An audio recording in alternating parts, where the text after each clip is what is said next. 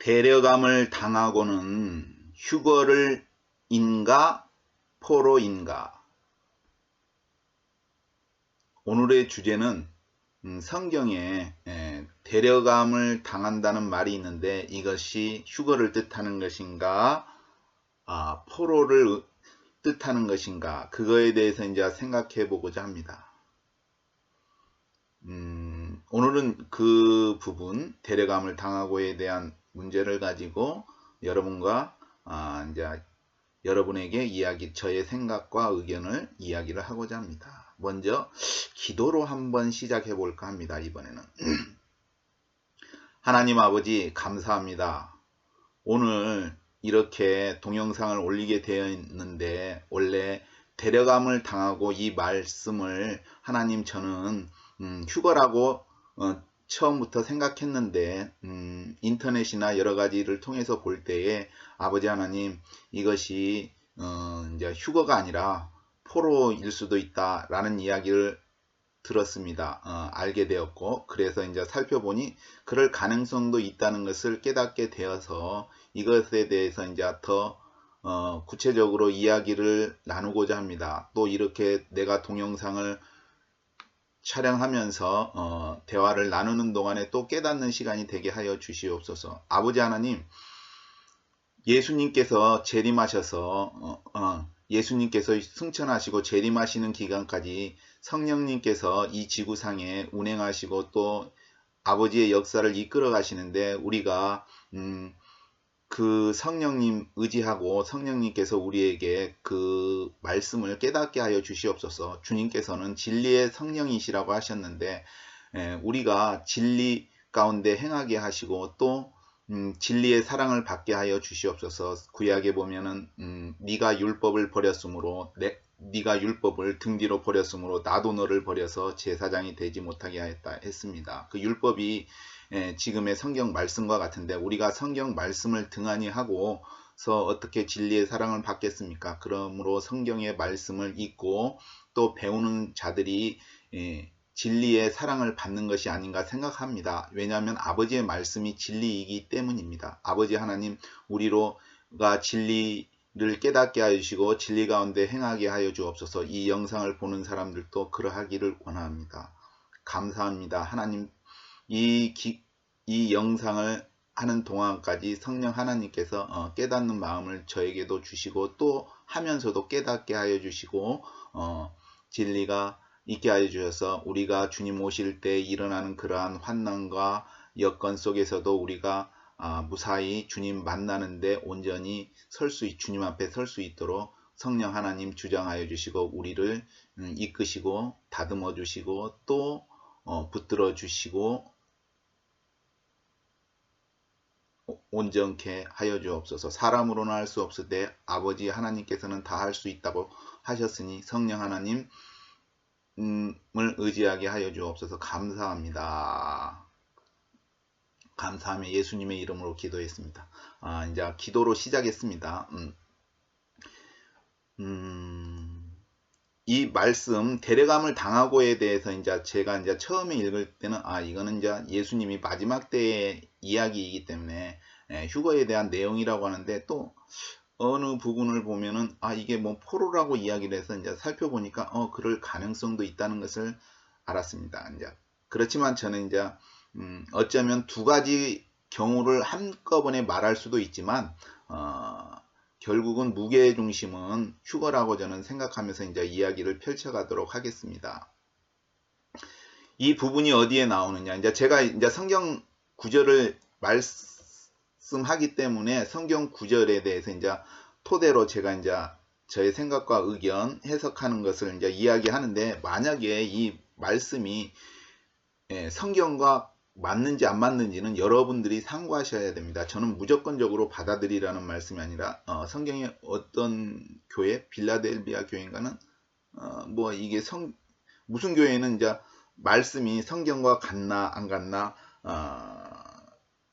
공부해 본다고 하지 않습니까? 그게 저도 여러분들이 그냥 무조건 저의 이야기를 성경을 해석하는 그 저의 이야기를 무조건 받아들이라는 것은 아니고 진리의 말씀인 성경과 비교를 해서 받아들일 건 받아들이고 걸릴 건 여러분이 걸으시기를 바랍니다.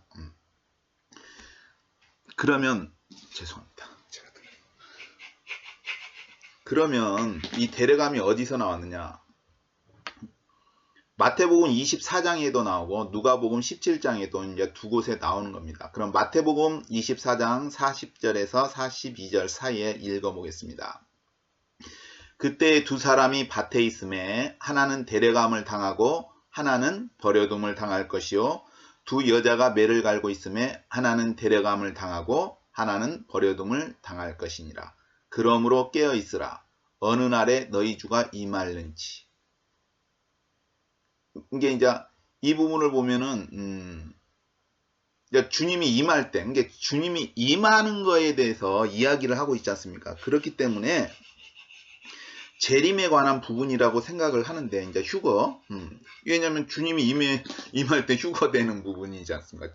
예수님이 오셔야 휴거가 있는 것입니다. 예수님이 재림하셔야 휴거가 있는 것이지 예수님이 오시도 않는데 휴거가 있다? 이거는 맞지 않는 것입니다. 그 다음에 이제 또 다른 편 누가복음 17장 33절에서 37절의 말씀이 또 있습니다.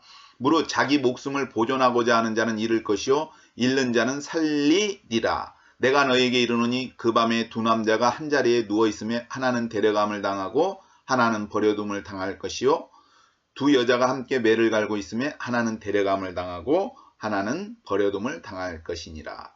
없음. 저희가 대답하여 가로되 주여 어디 오니까? 가라사대 죽어 있는 곳에는 독수리가 보이느니라 하시니라 했습니다. 그러면 또 이 구절을 보면은 이게 포로로 가는 것 같아요. 왜냐하면은 무릇 자기 목숨을 보존하고자 하는 자는 잃을 것이요 잃는 자는 살리리라. 즉 만약에 짐승의 시대 때에 짐승표를 받는 사람은 잃는 것이잖아요. 당장 죽지는 않지만 나중에 유황불못에 던져지니까 죽는 것인데 목숨을 죽는 사람은 순교한 사람. 이게 자기 목숨을 잃는 자는 얻는다는 게 뭐예요? 짐승표를 안 받아서 죽지만 바로 예수님 오시기 때문에 이제 곧 오시기 때문에 그때 부활되니까 짐승표를 받는 사람들은 다 부활이 됩니다. 왜냐하면은 그건 순교이기 때문입니다. 예수님을 믿으니까 그 순교를 하는 거죠. 지옥에 안 가는 것. 그러니까 그걸 알기 때문에 모르면은 이 짐승표가 너무 편안한 거예요. 몸에 새기는 것만 빼면은 아주 편안한 것 같은데 아무튼 지옥에 간다는 거죠. 지옥의 도장인 거죠. 하나님의 인처럼 사단의 인이라는 거죠.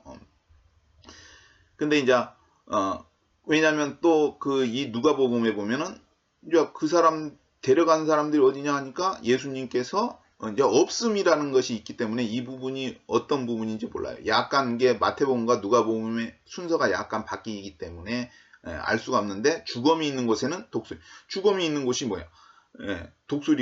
독수리들이 왜냐면 동물의 왕국 보면 막 동물이 죽어 있으면은 독수리들이 모여들잖아요. 사체 뜯어 먹으려고. 이게 죽었다는 얘기 아니에요. 그게 포로들이 이게 끌려가서 죽은 거 아니냐. 죽음이 있는 곳에는. 이게 포로로 끌려가서 죽음당한 것이다. 이렇게. 그래서 이 데려감을 당하고에 대해서 이제 의견이 나누어지는 겁니다. 포로로 됐다. 아니다. 휴거에 대한 이야기다. 그래서 이거는 이제 살펴보고자 하는 것이죠.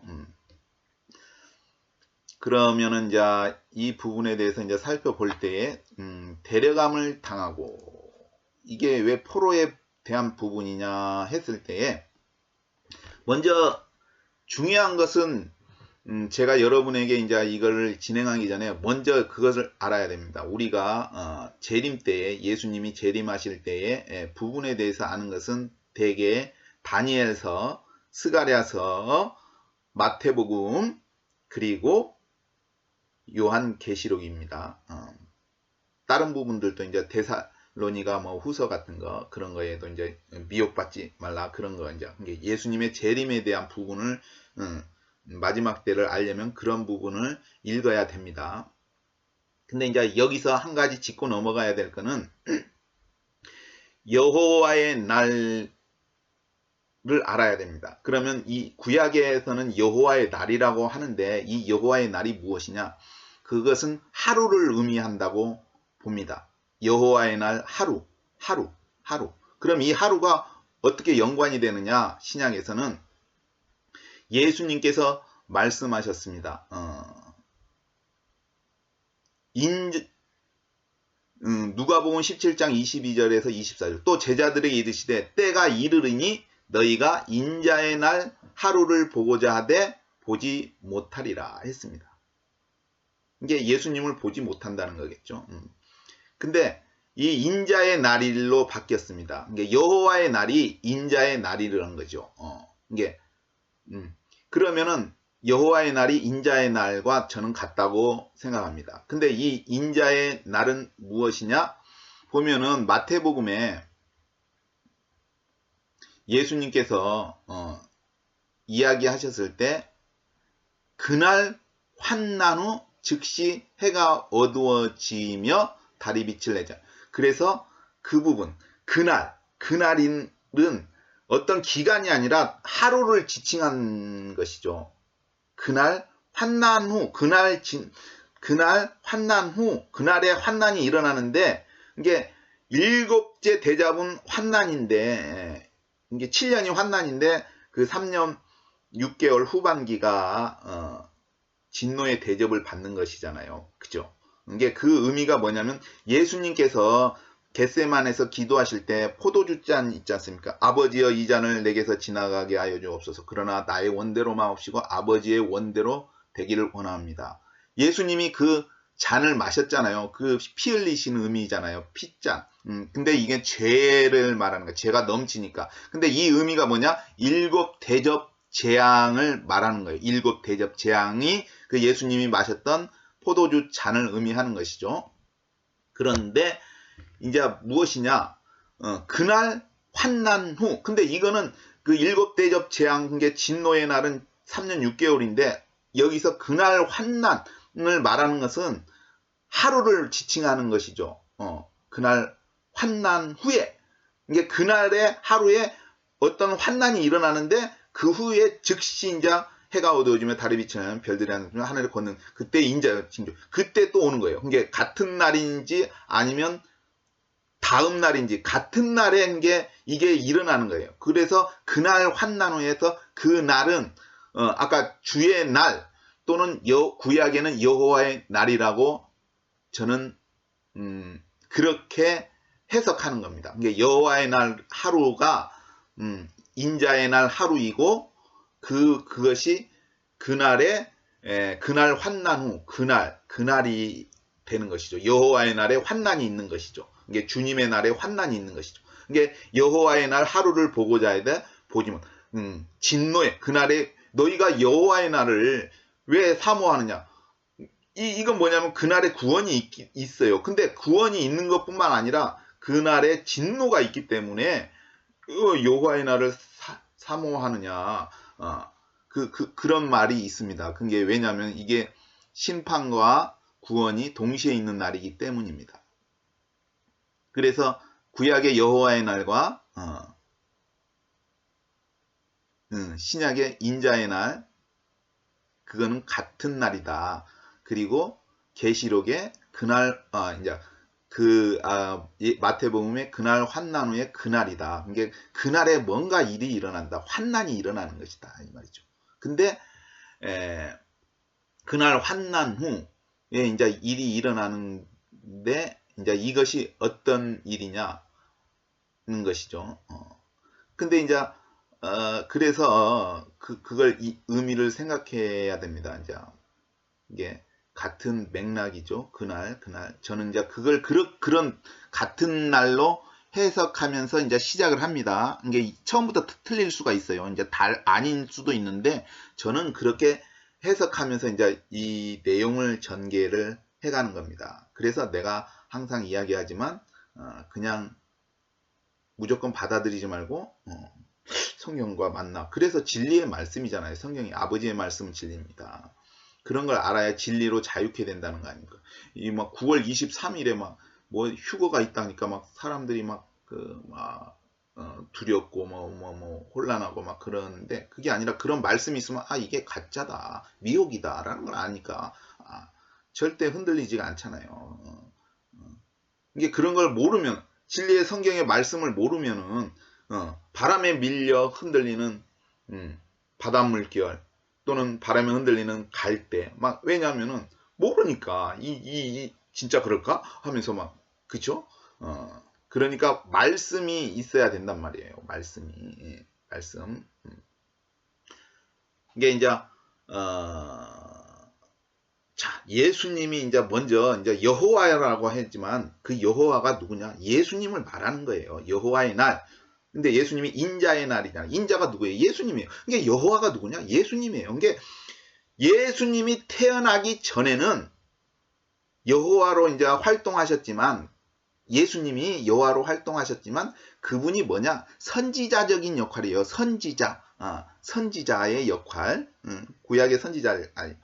그 다음에 예수님이 이제 마리아를 통해서 오셨잖아요. 태어나셨고 활동을 하셨잖아요. 그건 뭐냐?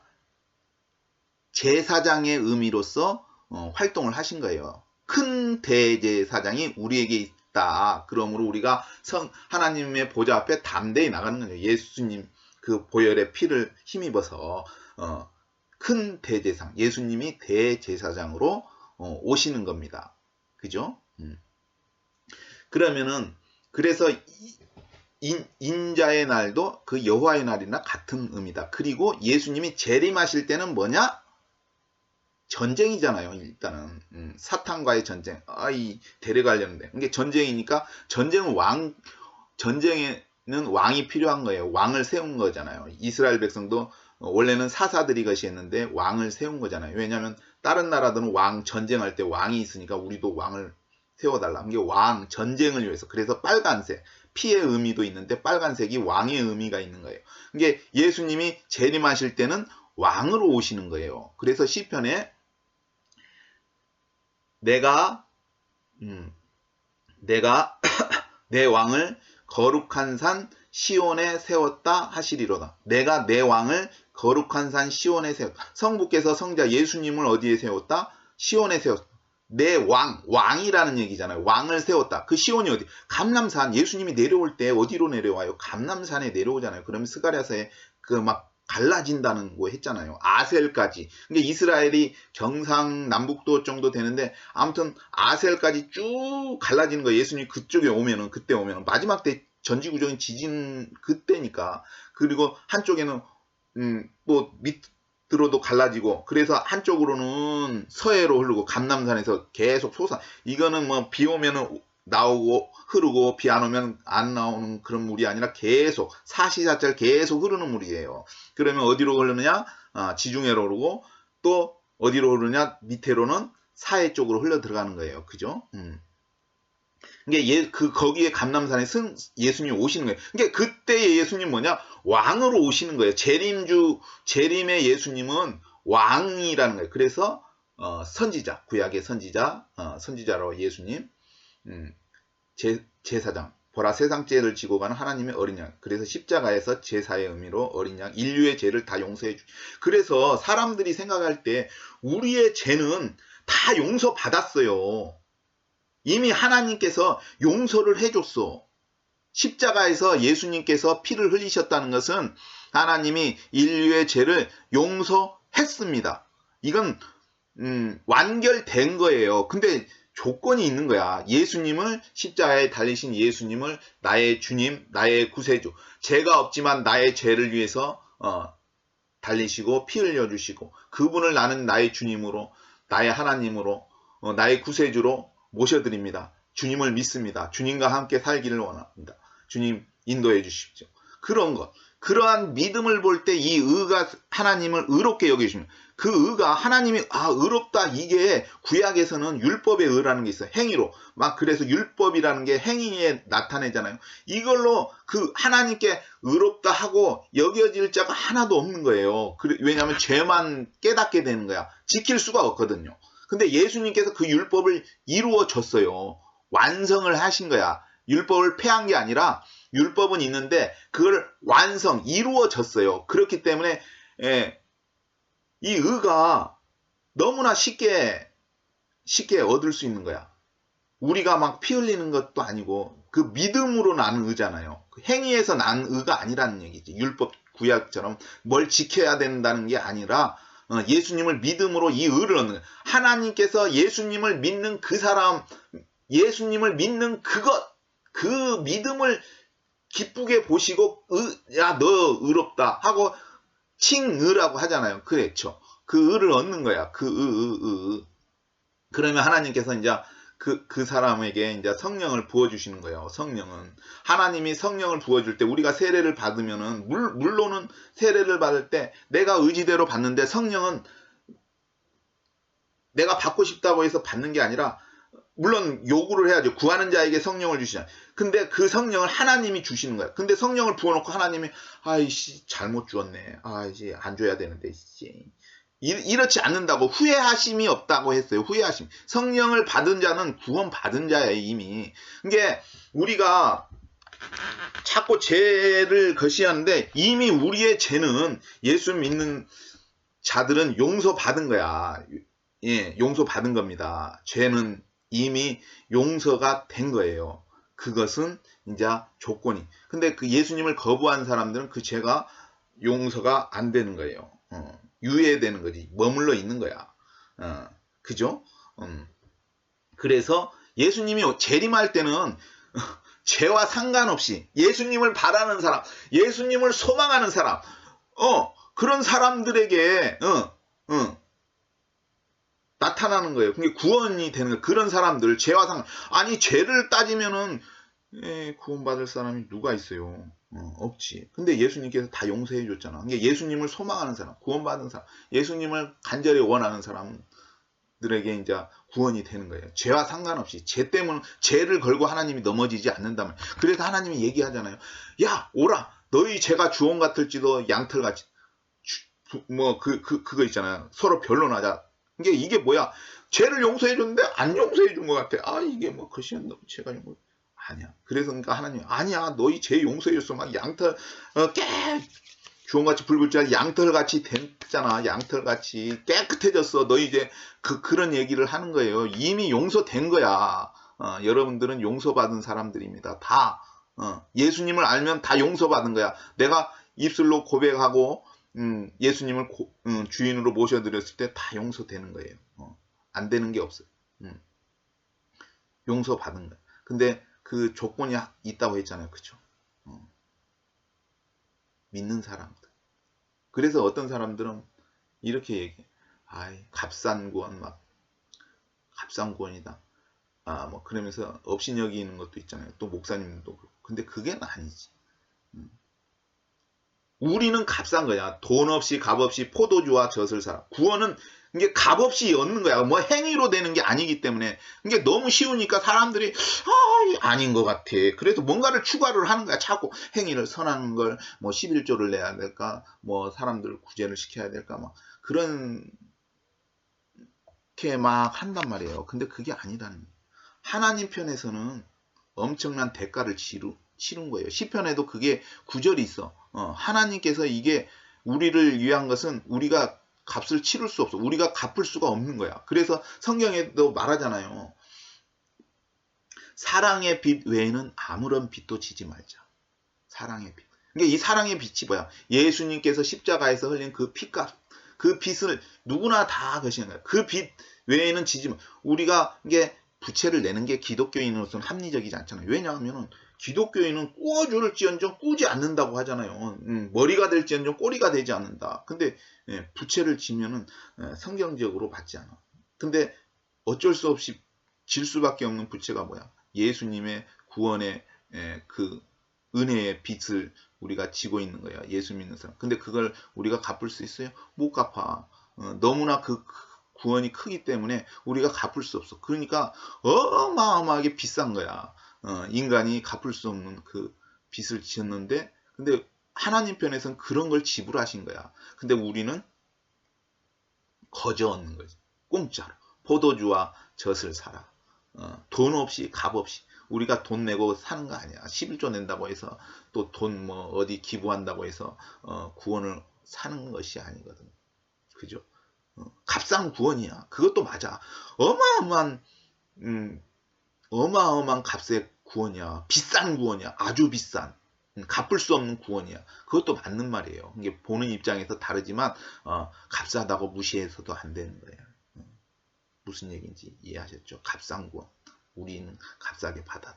근데 이거는 하나님이 어마어마하게 값을 치르신 거야. 예수님 그 아들 값을 치르시죠. 이상하게 곁길로 텄는데 이제 다시 시작합니다. 이제 이게 왜 포로의 의미가 있느냐를 보면은 포로의 의미가 있느냐면은 이제 스가랴서에 보면은 그 부분이 나와요. 스가랴서에 이제 포로로 잡혀가는 내용이 나옵니다. 포로로 잡혀가는 내용이 나와요. 그럼 그게 어디에 나오느냐? 스가랴서 이제 아무튼 첫 번째 여호와의 날과 인자의 날, 그 다음에 그날 환난 후 그게 같은 날이라는 것이죠. 예. 저는 이렇게 먼저 못 박아놓고 해석을 합니다. 내려갑니다. 그날. 그러니까 여호와의 날에 무슨 환난이 있는 거야. 인자의 날에도 뭔가 환난이 있는 거야. 그날 환난 후 같은 말이다. 예수님 재림 전에 바로 있을 일. 이제 왜 포로의 의미가 있느냐? 성읍 백성이 절반이나 사로잡혀 가려니와 이렇게 나와 있어요. 이게 이제 이거는 뭐냐면은 스가랴서에 나옵니다. 스가랴서에 나오는데 성경을 찾아볼까요?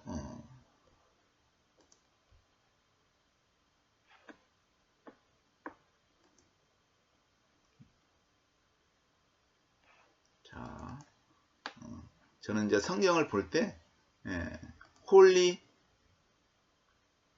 다국어 성경을 봅니다. 다국어 성경에 보면은 홀리 넷 다국어 성경 홀리 바이블이 있습니다. 거기에 이제 개역 한글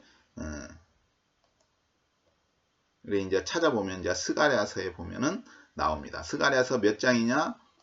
14장에 보면은 여호와의 날이 이르리라. 인자의 날, 그날 환난 후에 그날. 이게 뭔가 환난인. 그날에 내 재물이 약탈되어 너희 중에서 나누이리라. 물론 이게 좀 기간이 있을 수 있는데 아무튼 그 하루를 이야기하는 부분입니다. 내가 열국을 모아 예루살렘과 싸우게 하리니 성읍이 함락되며 가옥이 약탈되며 부녀가 욕을 보며 성읍 백성이 절반이나 사로잡혀 가려니와. 이게 뭐예요? 포로라는 얘기 아니냐요. 포로. 사로잡혀. 남은 백성은 성읍에서 끊쳐지지 아니하리라. 그때에 여호와께서 나가사 그 열국을 치시되 이왕 전쟁날에 싸운 것 같이 하시리라 했습니다.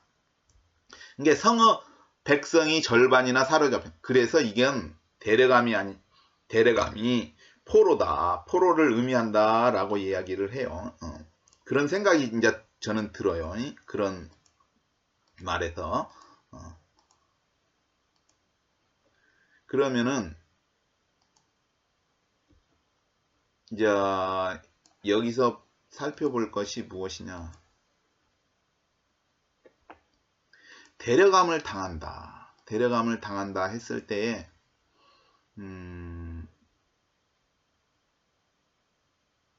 데려감을 당한다 했을 때에 이 데려간다는 것이 포로인데 맞을 것 같기도 한데 좀 다른 생각을 해봅니다. 왜냐하면은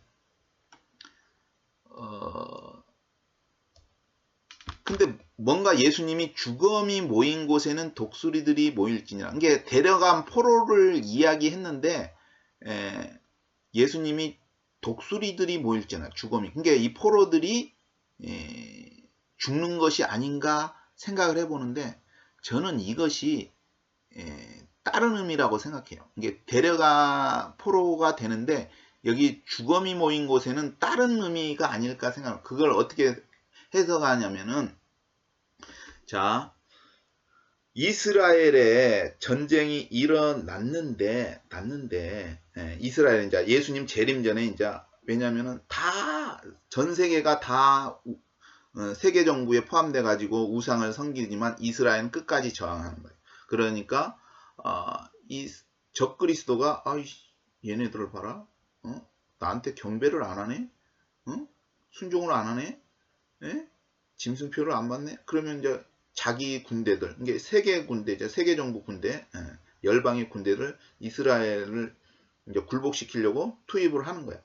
근데 그 와중에 이제 예수님이 재림 가까이 오시잖아요. 그게 그때는 이제 도와주는 거야, 하나님께서. 왜냐면 로마 시대 때 이스라엘이 멸망할 때 쉽게 말해서 예수님이 도와줄 수 있잖아요. 그죠? 하나님이시니까 당연히. 구약에 보면은 막 군대 군대가 예루살렘을 성벽을 했는데 활도 쏘지 못하고 그냥 몇만의 군대가 다 죽어버리고 왕 혼자만 살아가지고 나는 그때 그 왕의 기분이 어떨까 신기한 느낌이야. 그게 뭐냐면은 그 왕은 사망의 그러한 지대의 그런 느낌을 받아. 자기가 몰고 온 군대들이 다 죽었어. 한 사람도 안 남고 자기 혼자만 딱. 이게 얼마나 무서울까. 그게 그렇게 하나님이 도와주실 수도 있잖아요. 번개든지. 근데 왜 안 돌려? 이스라엘 사람들이 예수님을 버렸잖아요. 무슨 얘기인지 아시죠? 예수님을 버리고 아무튼 예수님을 버렸잖아요. 그쵸? 그러니까 예수님께서 도와주실 수가 없는 것이죠.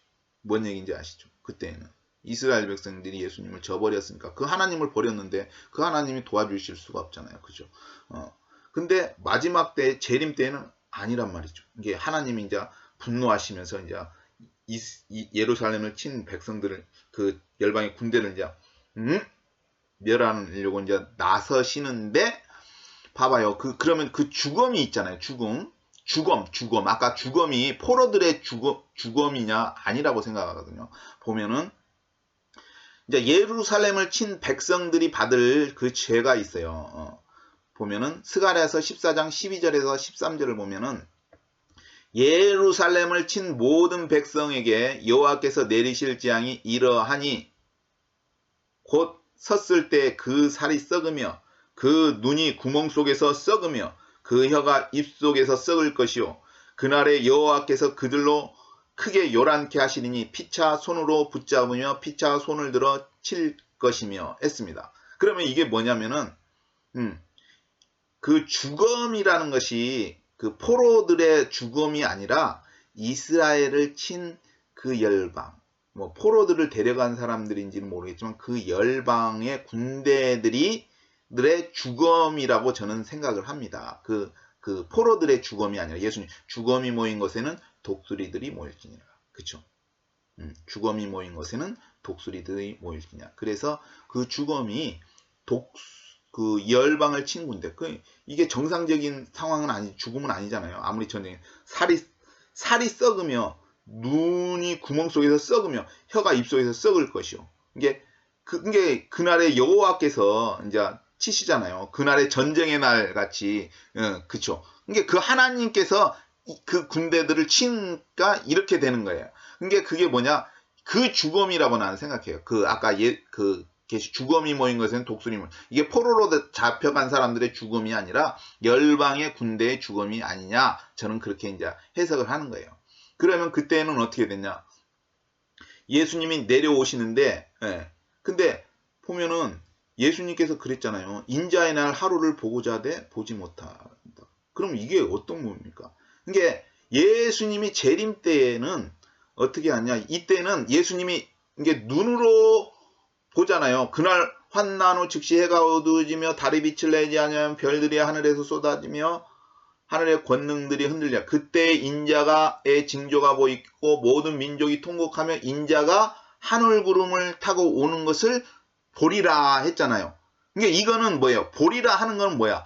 이제 지구에 있는 사람들이 예수님을 볼 수 있는 거야. 이게 직접 인간들의 눈에 띄게 오시는 것을 보는 거야. 보는 것이죠. 근데 이게 아까 환난 후에 일어나는 일이잖아. 아까 그날 환난. 그러니까 여호와의 날, 인자의 날이 지나서 일어나는 사건이잖아요. 그죠? 저가 큰 나팔 소리와 함께 천사들을 보내니 저희가 하늘 이 끝에서 저 끝까지 사방에서 모으리라 했잖아요. 그러면은 천사들을 보내잖아요. 이게 예수님 오면서 천사들도 오는데 하늘 이 끝, 하늘 저 끝. 유대인만 모으는 게 아니라 하늘 이 끝, 저 끝이면 뭐예요? 전 지구적인 것이잖아요. 전 지구적으로 휴거가 일어나는 거예요. 뭐 어디 있다 뭐 과천인가 뭐 어느 지역으로 오라게 해서 되는 게 아니라 남극에 있어도 북극에 있어도 무인도에 있어도 땅 바닷속에 있어도 지하에 있어도 밀림에 있어도 구원받을 사람들을 다 모으는 거예요. 다 모으는 거예요. 이게 지역에 어디 있어서 그것과는 상관이 없다. 그죠? 모으는 거죠. 하늘 이 끝에서 저 끝. 그러면 그날 환난 후는 뭐냐? 이게 여호와의 날과 그날 환난 후 그날 인자의 날 이것은 동일하게 아까 끝부분이에요. 끝부분. 이게 7년의 끝부분, 7대자 재앙의 7대접 끝부분, 이게 7나팔의 끝부분. 이게 7나팔은 7대접을 포함한다고 볼 수 있습니다. 이게 대접, 이게 7나팔이 7나팔 속에 7대접이 있는 거죠. 그게 전부 다 이게 7나팔의 끝부분, 대접의 끝부분, 7번째 나팔 7번째 끝부분에 이제 아까 환난, 그날의 환난, 일어나는 환난이 끝나고 나서 이제 오시는 거죠. 이게 세계 정부가 무너지는 거죠. 뭐 군대들이 다 저렇게 죽음을 당하니까 환난이 끝나고 나서 이제 오시는 것이죠. 그러니까 이게 어떤 의미가 있느냐 하면은 끝나고 환난 후에 이제 오신다고 저는 이제 믿는 것이죠.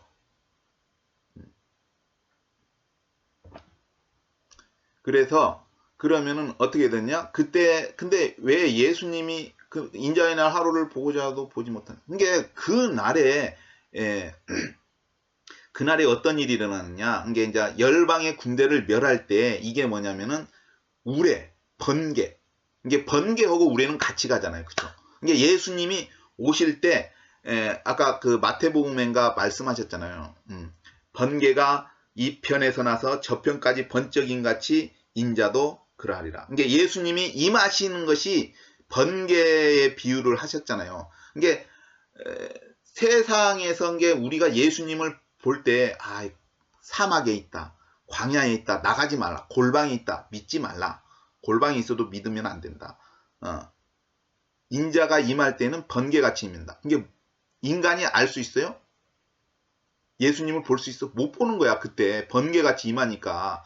그게 그 번개같이 임하는 때가 뭐예요? 일곱 우레나 마찬가지예요. 계시록에 일곱 우레에 임봉하라고 했잖아요. 그게 뭐예요? 열방의 군대를 멸할 때 그때 예수님이 임하시는 거예요. 이게 그때는 볼 수 있는 게 아니야. 바로 근데 이제 지나서 그날 환난 후 그게 끝나고 나서 이제 볼 수 있게 임하시는 것이 구름 타고 오는 거예요. 그때 이게 우리가 예수님을 만나거나 볼 수 있는 부분은 구름 타고 올 때 것이라는 거예요. 그게 누가 것이다 예수님이다 다 가짜라는 거예요. 이게 무슨 얘기인지 아시죠? 이게 번개같이 임한다는 것은 뭐냐? 이스라엘을 침략한 열방의 군대를 멸하러 예수님이 오시는데 그때 일곱 우레, 계시록의 일곱 우레와 같은 맥락이다. 왜냐하면 번개가 있을 때 우레도 있으니까 그 임봉되었지만 열방의 군대를 멸한 때 그런 사건이 일어난다. 번개도 치겠죠. 그러면은 그때의 그 열방의 군대들은 어떻게 되느냐? 살이 썩고 눈독이 썩고 혀가 썩고 이렇게 되는 거죠. 그러니까 이스라엘 침략한 군대들은 뭐 다 이렇게 죽는 거죠. 근데 또 놀라운 게 있어요. 왜냐면은 이스라엘 침략한 군대들이 이제 그렇게 죽지만 얘네들이 서로 싸우는 거야. 서로 싸우는 거야. 서로 싸우는 게 뭐냐면은 그날이 뭐예요? 여호와의 날인 게 그쵸? 여호와께서 그들로 크게 요란케 하시리니 피차 손으로 붙잡은 게 뭐야? 아마 여러 나라들이 오잖아요. 여러 나라들. 이게 나라끼리 이게 같이 이스라엘 침략을 하는데 서로 나라끼리 그 열방의 군대 이게 나라가 틀리잖아요. 왜냐면 세계 정부에서 이게 서로 연합을 하고 거기서 또 피차 손을 들어, 피차 손을 들어 뭐냐, 서로 싸우고, 이게 서로 거기서도 끼리끼리 편을 먹고 끼리끼리 싸우고 그런다는 것이죠. 이게 이런 것이 어디에 있느냐? 구약에 보면은 이스라엘을 치러 왔는데 서로 싸우는 거, 그런 것이 있어요. 아무튼 그런 구절들이 있어요. 그런 맥락으로 그때 그런 일이 일어나요. 근데 이들은 전부 다 이렇게 멸망이 돼. 그래서 이들의 죽음들이 뭐냐? 죽음이 모인 곳에는 독수리들이 모일지니라에 해당한다고 여겨집니다. 즉 포로들의 죽음이 아니라 포로들의 시체들이 아니라 열방을 침략한 군대들이 여호와의 날에 주님의 심판으로 인해서 전부 다 죽어서 그들의 죽음, 시체들을 말하는 것이라고 저는 생각합니다. 그래서 독수리들이 모여. 근데 이것이 또 영적인 의미로 무엇이냐? 예수님께서도 말씀하셨지만 혼인잔치, 임금이 혼인잔치를 베푸는데 내가 살찐 짐승을 잡고 모든 것을 갖추었으니 혼인잔치에 오소서 하라 하였더니, 이게 뭐야? 짐승을 잡고, 살찐 짐승을 잡고 혼인잔치에 이제 잔치하기 위해서 이제 짐승을 잡는데, 이 짐승이 뭐냐? 아까 그 열방의 군대들, 시체들이 뭐냐면은 쉽게 말해서 살찐 짐승을 잡은 거예요. 그거 혼인잔치. 그 다음에 혼인잔치가 있는 거잖아. 이게 그 다음에 휴거가 있다는 얘기지. 그 다음에 혼인잔치가 이제 이게 결혼식을 해도 결혼식 하기 전에 이렇게 음식을 놔잖아요. 그래야지 결혼 끝나고 나서 음식을 먹잖아. 이게 음식이 차려진 다음에, 이게 있는 다음에 휴거가 있는 거야. 이게 환난 후에 휴거가 있는. 분명히 마태복음에도 여호와의 날, 인자의 날, 그날 환난 후. 이게 그날이 여호와의 날, 인자의 날인데 그날에 뭔가 환난이 있는데 그것이 이스라엘을 침략한 그 군대들이 멸망하는 날이다. 근데 그때 예수님께서 임하시는데 번개처럼 임하신다. 우레, 7우레. 근데 그래서 예수님을 볼 수 있는 것이 아니다. 못 본다. 그래서 인자의 날 하루를 보고자 하되 보지 못하. 왜냐하면 바로 그 다음에 어떻게 되느냐? 그날 환난 후 이거 끝나고 바로 해가 어두워지고 달이 빛을 내지 않고 별들이 하늘에 떨어지며 하늘에 걷는, 그때의 인자의 징조가 보이겠고, 인자가 모든 민족이 통곡하며 인자가 하늘 구름을 타고 오는 것을 보리라. 그때 보는 거예요. 그때 예수님을 보는 거예요. 모든 민족. 이게 환난이 끝나고 나서죠. 그렇기 때문에 그 환난이 끝나고 나서 예수님을 보기 때문에 이제 환난 후에 오신다고. 이게 모든 거 끝나는 거야. 이게 세계 정부도 무너졌지. 뭐 다 군대도 것이고. 이게 전지구적으로 지진도 일어나는 거예요. 그때. 이게 그날 여호와의 날 그 하루에 멸망했는데 예수님이 인간들의 눈에 보일 정도로 오는 것이 그 당일 같은 날일 수도 있는데 다음 날일 수도 있고 일주일 기간일 수도 있지만 아주 짧은 시간이다. 저는 생각해요. 그때니까, 그때라고 하는 그날과 그때의 약간 차이는, 그날은 그 하루를 말하는 거고 그때는 이제 그 기간이니까 이게 알 수가 없지만 그날 환난 후에 곧바로 오신다. 이게 그날 환난 후 그날에 올 수도 있는데 예수님께서 너희가 인자의 날 하루를 보고자 해도 보지 못하리라니까 그 날이 아니라 그 다음 날일 수도 있고 일주일 안에, 아무튼 그게 가까운 시기에 예수님이 오시는 것을 볼 수 있다. 그래서 세상에 예수님을 인간이 볼 수 있는 것은 하늘에서 오는 것, 그때 이제 휴거가 일어나는 것이죠. 그래서 환난 후에 일어나는. 그래서 이게 죽음이 뭐라고요? 포로들의 죽음이 아니라 열방의 군대의 죽음. 이게 왕의 혼인잔치, 왕자 혼인잔치에 그 짐승에 표현되는 그 죽음을 말하는 거라고 저는 이해를 합니다. 그러면 그때 어떻게 되느냐? 예수님이 이제 오시잖아요. 오실 때에 감람산에 서잖아요. 그쵸? 재림하신 때. 이게 오는 건 보는데, 아무튼 예수님은 감람산에, 이게 번개, 이게 그날 환난 후, 이게 열방의 군대를 멸할 때 아무튼 왔든지 감람산에 이제 발이 서시는 거예요. 그게 스가랴서에 나오잖아요. 그죠? 스가랴서에. 그것도 성경에 찾아봐야겠죠. 아까 성경을 읽을 때는 어디냐 하면은 준비를 했는데 준비가 부족해서 찾습니다. 다국어 성경 홀리넷에서 보면은 이제 스가랴서 개역 한글 개역 한글에 보면은 스가랴서에 보면은 14장 여호와의 날이리라 인자의 날 그날 이게 환난이 일어난 날 그날에 내 재물이 약탈돼 너희 중에서 나누니라 내가 열국을 모아 예루살렘과 싸우게 하느니 성읍이 함락되어 가옥이 약탈되며 부녀가 욕을 보며 성읍 백성이 절반이 사라져가려니와 남은 백성은 성읍에서 끊쳐지지 않냐리라 그때 여호와께서 나가사 그 열국을 치시되 이왕 전쟁 날에 싸운 것 같이 하시라. 이게 열국을 친다고 했잖아요. 그죠? 그날에 그의 발이 예루살렘 앞 동편 곧 동편 감람산에 서실 것이요. 이게 뭐예요? 감람산에 서잖아요. 그게 그 시편에 보면은 내가 나의 왕을 거룩한 산 시온에 세웠다 하시리로. 이게 그 의미예요. 그게 그때 예수님은 감람산에 서신 예수님은 누구냐? 왕으로 오신 거예요. 왕이신 거예요. 이게 왕이니까 기름 부음을 받는 거 아니에요. 그렇죠? 감람산은 그 한가운데가 동서로 갈라져 매우 큰 골짜기가 돼서 산 절반은 북으로 산 절반은 남으로 옮기고 그 산 골짜기는 아셀까지 미칠지라. 아셀까지. 이게 지중해까지 갈라지는 거예요. 그래서 물이 그것까지 지중해로 흘러가는 감람산에 흘러서 그의 산 골짜기를 도망하되 유다왕 우시야 때의 지진을 피하여 도망한 같이 하리라. 나의 하나님 여호와께서 임하실 것이요 모두 거룩한 자가 주와 함께 하리라. 그러니까 예수님이 감람산에 서시잖아요. 그건 뭐야? 열방의 군대들을 막 멸하는데 그때 이제 또 후에서 예수님이 이제 오시잖아요. 거룩한 자가 주와 이게 천사들을 보내는 거죠. 그때 이제 보이게끔 오는 거죠. 그쵸? 지진이 일어나는 거야. 그때 감람산이 지진이 일어나지만 이 지진은 뭐냐? 전 지구적인 지진이라는 얘기죠. 그쵸? 이제 마지막 때니까 이제 재림 때 그 전 지구적인 지진이잖아요. 그죠? 전 지구적인 지진이 일어나는 것이에요. 전 지구적인 지진이. 예.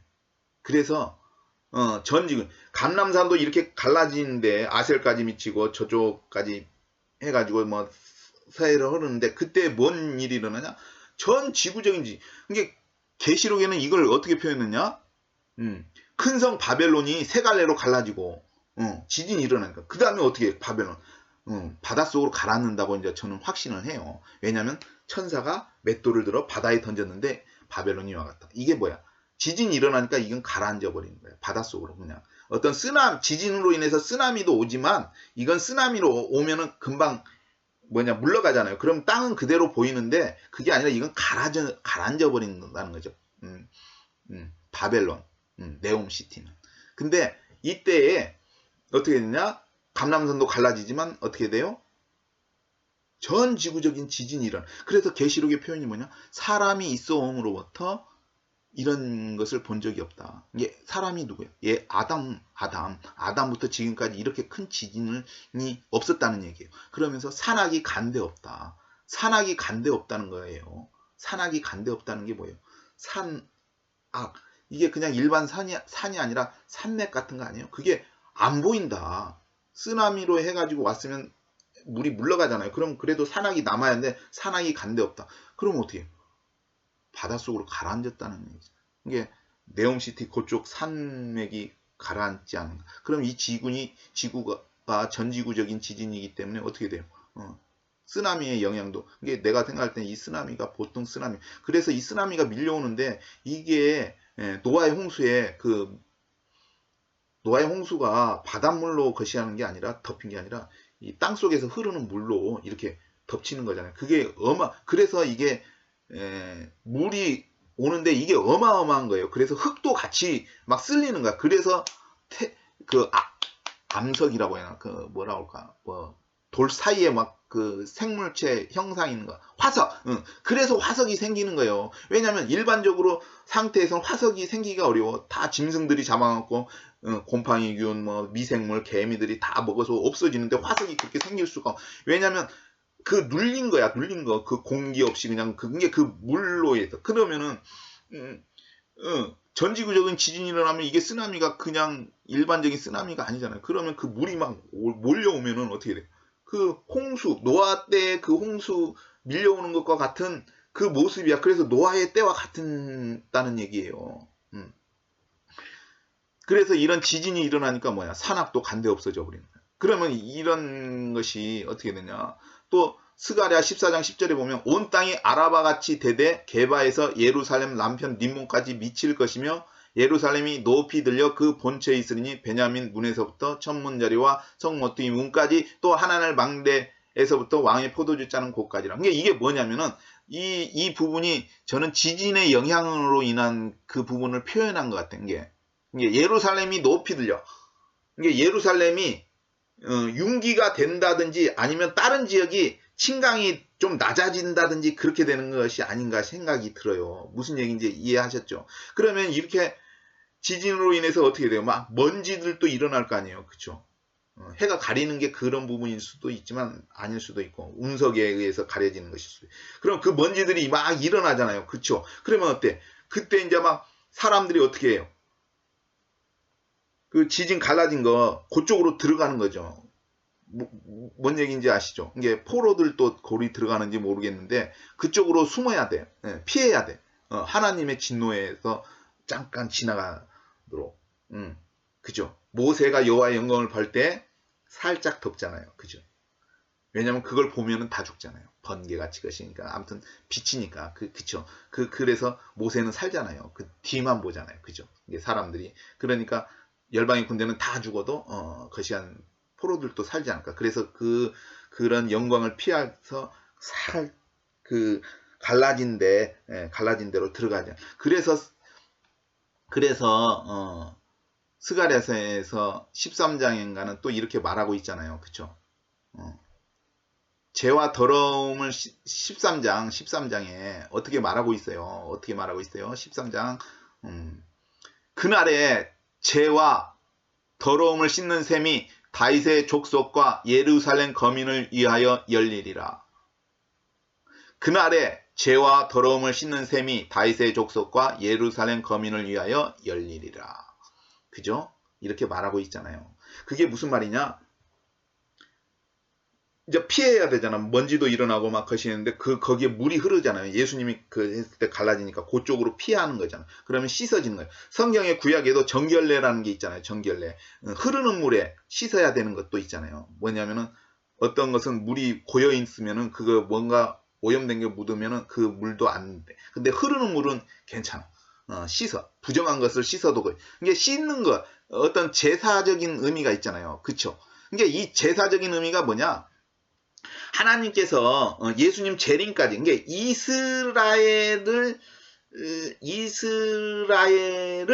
이스라엘을 정한 기간이 70일이에요. 70일에.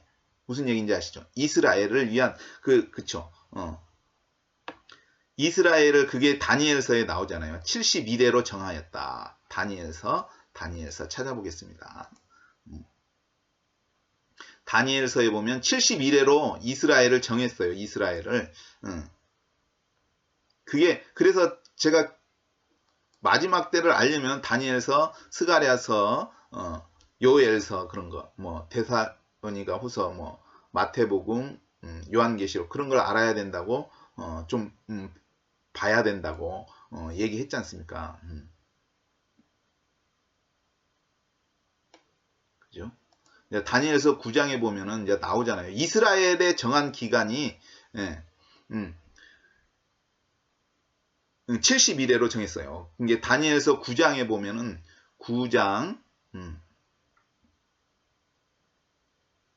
22절부터 보면은 내게 가르치며 내게 말하려 가르쳐 다니엘이 내가 내게 지혜의 총명을 주려 나왔나니 곧 내가 기도를 시작할 쯤에 명령이 내렸으므로 이제 내게 구하러 왔느니라. 너는 크고 은총을 입은 자라. 그런즉 너는 이 일을 생각하고 그 이상을 깨달을지니라. 내 백성과 내 거룩한 성을 위하여 70일에로 기한을 정하였나니.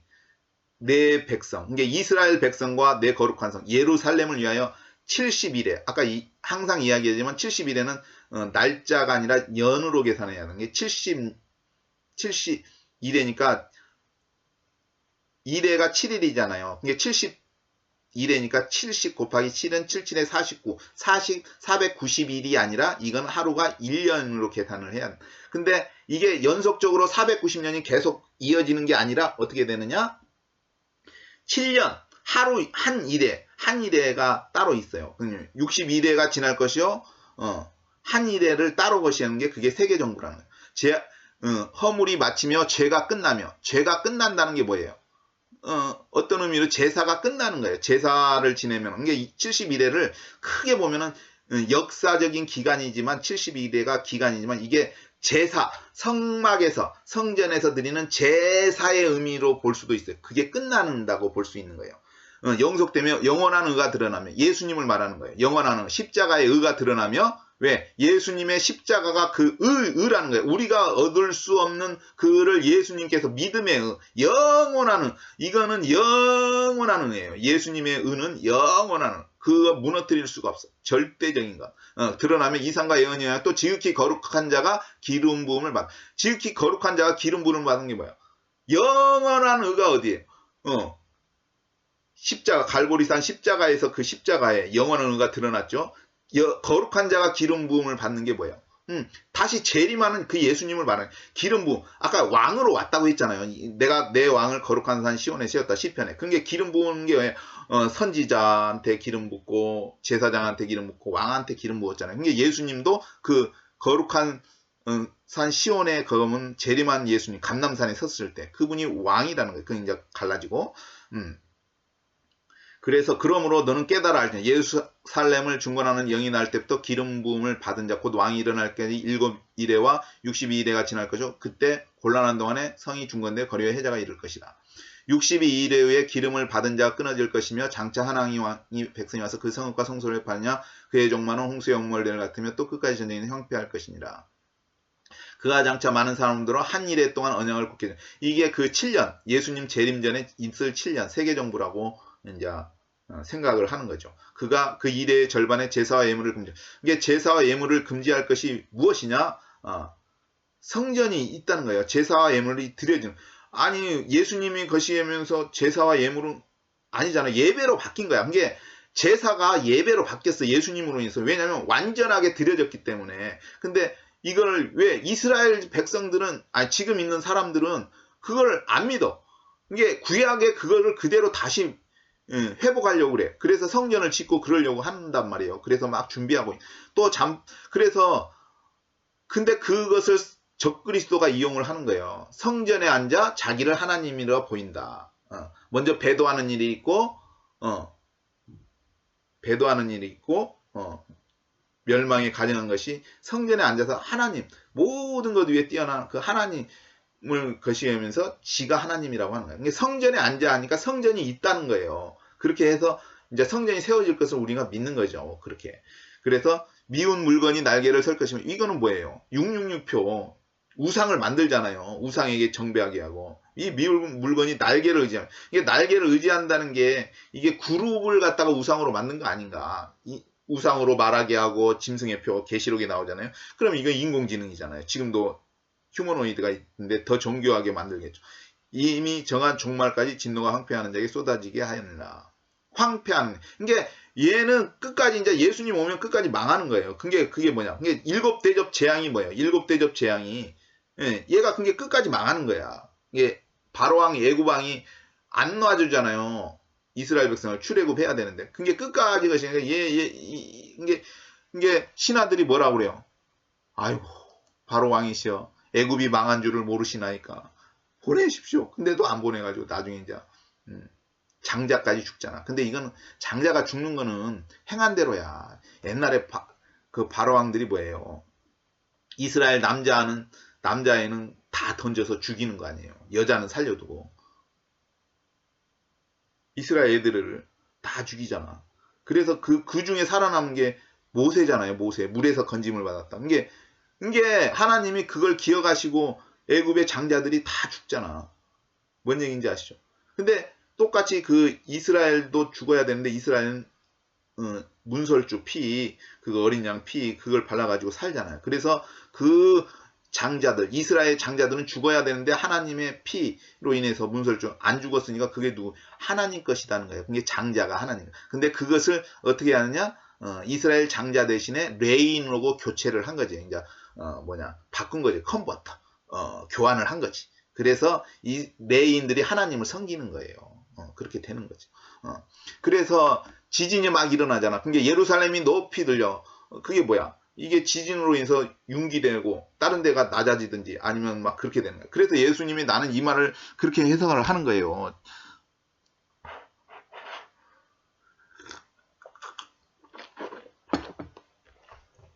너무 길어지는 것 같아요. 아무튼 예수님이 막 거시기를 베풀었어. 기적을 베풀었는데 믿지를 않아. 그러니까 가버나움아 내가 하늘에까지 높아지느냐 음부에까지 낮아지리라.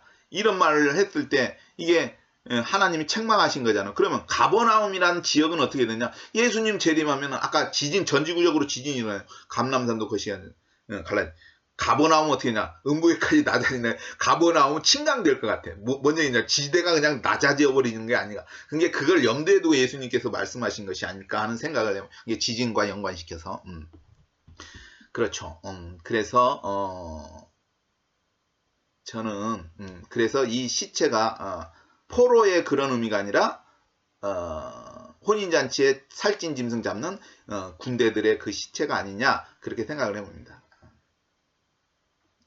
물론 이것을 이제 그렇게 해석할 수도 있지만 저는 이제 그런 쪽 휴거에 대한 쪽으로 해석을 합니다. 근데 같을 수도 있어요. 왜냐하면 아까 얘기했지만 그 예루살렘이 막 포로로 잡혀가고 예수님이 이제 번개처럼 와가지고 막 거시하고 멸망시키고 그 다음에 내려오는 게 그 짧은 기간에 일어나는 거잖아요. 짧은 기간에 뭔 얘기인지 아시죠? 그날 환난 후 즉시라고 하잖아요. immediately 즉시. 이거는 뭐 며칠이 아니라 바로 그거 일어나고 바로 있다. 해가 어두워지고 달이 빛을 내지 않고 별들. 이게 해가 어두워지는 건 뭐야? 우박이 떨어지는데 그 우박이 운석이 이렇게 해를 가려가지고 바로 어두워질 수 있. 그래서 뭐 그게 막 이제 거시에서 소돔과 고모라처럼 그 우박이 떨어지는 모습이 소돔과 고모라였던.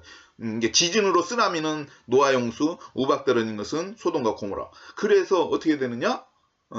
지진, 우박으로 인해서 막 타격도 받고 해가지고 지각도 이제 해가지고 지진도 일어나고 하는 게 아니냐 그런 생각이 듭니다. 그래서 이제 어떻게 되느냐? 이게 이제 그러면 이제 하나님을 만나는 거예요. 왜냐하면 제사장도 이게 들어갔다가 지성소에 들어갔다가 나오잖아요. 제사장은 어떻게 봐? 성소에서 나온. 이게 예수님을 만나는 과정인 것 같이. 이게 아까 72대가 아까 제사의 의미잖아요. 제사를 보내는 건 뭐야? 죄를 씻어야지 하나님을 보는 거예요. 이게 하나님을 보려면 죄를 씻든지. 이게 죄가 없어야지 하나님을 보는 거예요. 이게 어차피 하나님을 만나기 위해서도 죄가 없어져야 돼. 씻어져야 돼. 그래서 제사가 있잖아요. 그래서 이스라엘이 정결케 되는 게 뭐예요? 정결해야지 하나님을 보는 거예요. 그게 예수님을 보는 거죠. 그렇죠. 그래서 저는 이제 이거를 아까 그렇게 해석하고 휴거에 관한 부분으로 또 해석을 합니다. 그런데 이제 또 이제 이거를 보면은 이제 또 휴거라는 게 아까 그 시체가 포로의 그 의미가 아니라 군대들의 시체다. 그리고 이제 이걸 또 휴거에 대한 개념으로 보면 이제 둘이 매를 갈고 있으면 하나는 데려감을 당하고 하나는 버려둠을 당할 것이요. 그죠? 밭에 있으면 하나는 데려감을 당하고 하나는 버려. 또 다른 이제 다른 누가복음인가 마가복음에는 뭐냐?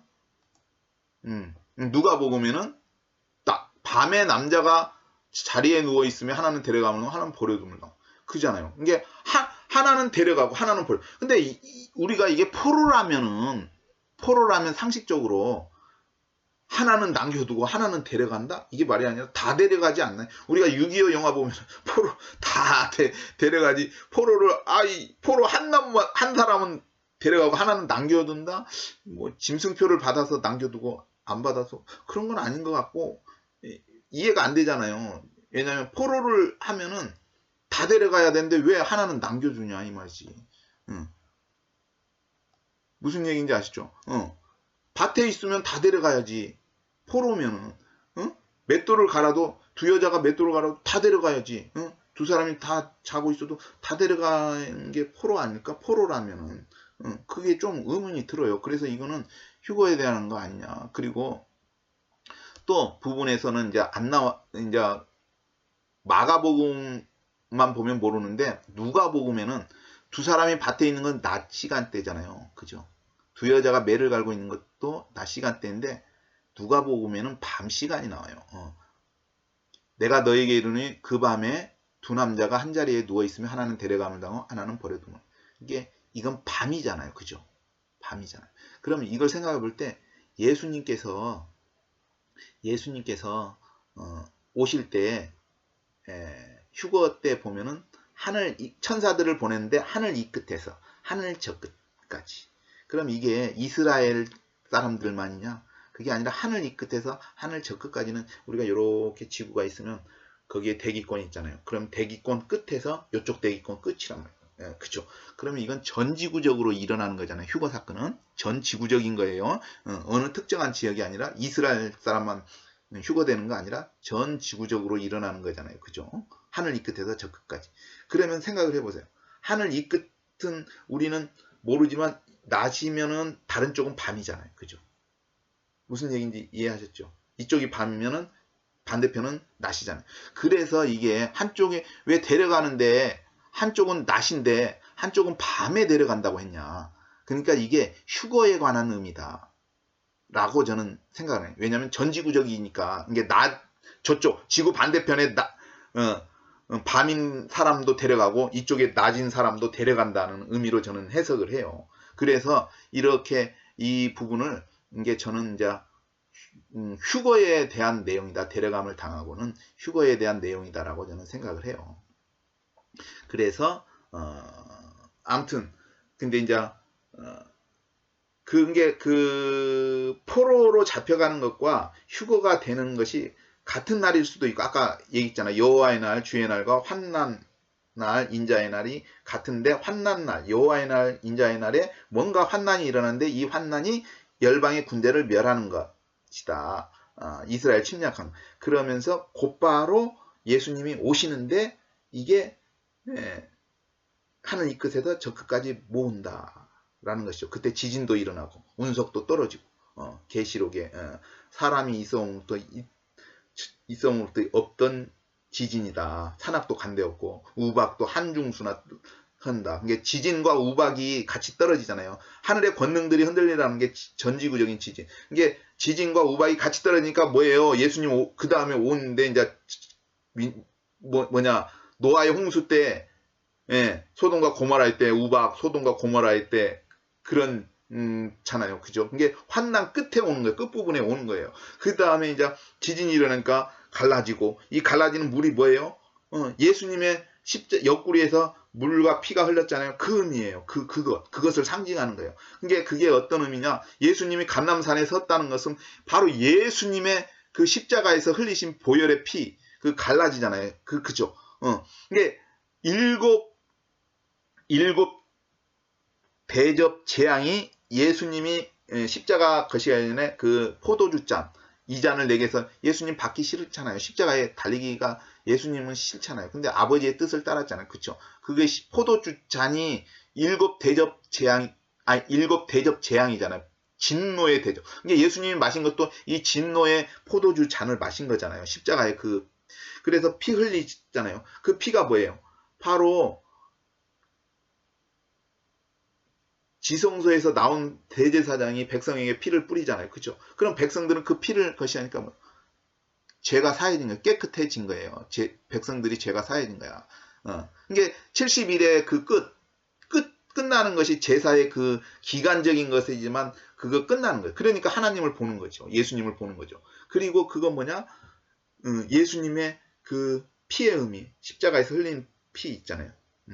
그래서 성경이 말하냐? 너희가 나를 버렸는데 생수의 근원되는 나를 버리는 것과 웅덩이를 너희가 구축하는데 저수치, 물을 저장하지 못할 터진 웅덩이라. 이게 예수님이 생수의 근원이잖아요. 웅덩이, 예수님이 생수의 근원이잖아요. 그죠? 그러니까 그 감람산에서 물이 흐르는 거야. 그게 옆구리에서 흐르는 거잖아요. 물과 피 흐르는 거. 그게 에스겔 성전이 뭐예요? 성전이 예수님을 의미하기도 해요. 하나님을 만나는 과정이죠. 그 에스겔 성전에 물이 흘러나오잖아요. 스미어 나오는 거잖아요. 그 예수님. 누구든지 목마른 자는 내게로 와서 마시라. 나를 믿는 자는 성경에 있는 것처럼 그 배에서 생수의 강이 흘러나요. 그걸 의미하는 거예요. 그쵸? 그쵸? 예수님의 예수님이 생수의 근원되잖아요. 생수의 근원. 그분이 십자가에서 흘린 그 보배로운 보혈로서 우리가 정결케 되고 구원받게 되고 씻어지는 거잖아요. 그쵸? 그 의미가 있는데.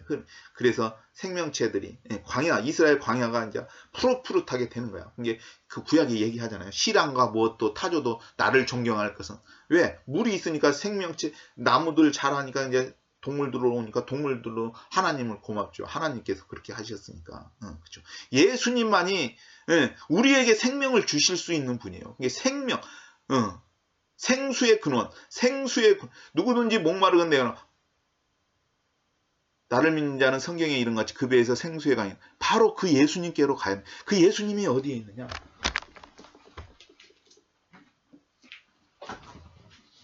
이 말씀 속, 말씀이 육신이 됐잖아요. 그쵸? 이 말씀을 휙 던져버려. 그러면 나도 너를 버린다 하는 거예요. 이게 진리의 말씀인데, 진리의 사랑을 못 받는 거예요. 이게 진리인데 싹 버려버려. 안 읽어. 그러면 여러분이 진리의 사랑을 이걸 읽어야지 하나님이 진리를 깨닫게 해가지고 이 사랑을 받는 거야. 이걸 읽는 것이 자체가 진리의 사랑을 받는 것이에요. 이게 이거 예수님께로 가야 돼. 그게 어디야? 이 말씀을 읽어야 되는 거야. 근데 우리가 막 사람을 따라가는 거야. 뭐 적그리스도. 이게 하늘로 우리가 예수님을 실제로 볼 수 있는 건 뭐야? 재림 때 그분을 만나는 거예요. 그냥 골방에 있다 해도 믿지 말고. 그거 아니야. 광야에 있다도 아니고. 사망. 그렇게. 그러니까 이게 뭐야? 적그리스도를 예수님으로 아는 거잖아. 그게 어떤 일이 일어나? 어떤 일이 일어나? 배교가 먼저 있는 거야. 예수님 재림 때 데살로니가 후서에도 배교가 먼저 있는 거야. 왜 배교가 있어?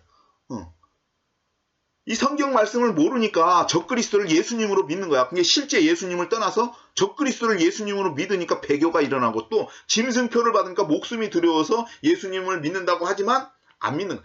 짐승표를 받는 거야. 그게 배교가 먼저 있는 다음에 적그리스도가 있고, 그죠? 그 다음에 예수님이 오는 거야. 그래서 주의 강림하심과 그 앞에 모임에 관하여 순서가 있잖아. 그러니까 9월 23일이 왜 가짜냐?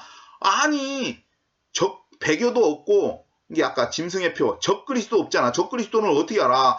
이 성전에 앉아 있을 때 그게 적그리스도 확실히 나잖아. 그 성전도 아직 안 지워졌잖아. 죄송합니다. 반말을 해도 죄송해요. 그렇잖아요. 그죠? 그러니까 이게 가짜. 그게 미혹하지 말라고 분명히 바울사도 얘기했잖아. 이게 미혹이 왜 모르니까 이게 흔들흔들 바람에 흔들 이 말씀이었으니까. 그러니까 우리가 그것이 아니라 예수님께로 간다. 말씀을 읽어야 되는 거예요. 예수님께로 간다는 게 예수님을 만나는 게 이게 말씀 진리. 아버지의 말씀은 진리이나 이 진리로 저희를 거룩하여 주옵소서. 아버지의 말씀 이게 진리예요. 그러니까 예수님을 만나는 게 뭐야? 이 말씀을 읽는 거예요. 공부하고. 우리가 이렇게 눈으로 보는 인간의 그 예수님은 없다. 2000년 전에는 계셨지만 그 예수님은 언제 만나냐? 재림하실 때 그때 보는 거예요. 그러니까 안 속아. 진리의 사랑을 받으니까. 그죠?